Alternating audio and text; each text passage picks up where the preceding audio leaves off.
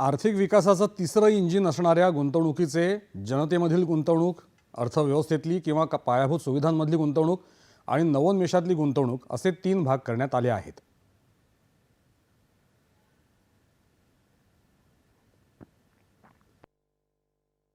आर्थिक विकासाचं तिसरं इंजिन असणाऱ्या गुंतवणुकीत जनतेमधली गुंतवणूक, अर्थव्यवस्थेतली किंवा पायाभूत सुविधांमधली गुंतवणूक आणि नवोन्मेषातली गुंतवणूक असे 3 भाग करण्यात आले आहेत.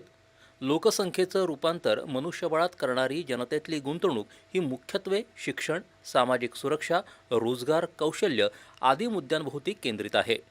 सक्षम अंगणवाडी आणि पोषण मोहिमेचा दुसरा टप्पा सुरू करण्याची घोषणा करण्यात आली आहे. बालकांच्या जिज्ञासेला खतपाणी घालण्यासाठी सरकारी शाळांमध्ये येत्या 5 वर्षात 50,000 अटल टिंकरिंग प्रयोगशाळा उभारण्याची, सरकारी माध्यमिक शाळांना आणि प्राथमिक आरोग्य केंद्रांना ब्रॉडबँड जोडण्या देण्याची तरतूद आहे. शालेय आणि उच्च शिक्षणाची पुस्तकं भारतीय भाषांमध्ये डिजिटल स्वरूपात उपलब्ध करून देण्यासाठी भारतीय भाषा पुस्तक योजना मांडण्यात आली आहे.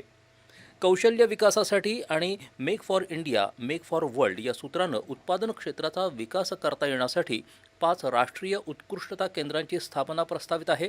याखेरीज IITमध्ये क्षमता विस्तार, 500 कोटी खर्चून शिक्षणासाठी कृत्रिम बुद्धिमत्ता उत्कृष्टता केंद्र, येत्या 5 वर्षात वैद्यकीय शिक्षणाच्या 75,000 अतिरिक्त जागा, जिल्हा रुग्णालयांच्या ठिकाणी कर्करोगाच्या रुग्णांसाठी डे केअर केंद्रांची स्थापना या तरतुदी प्रस्तावित आहेत.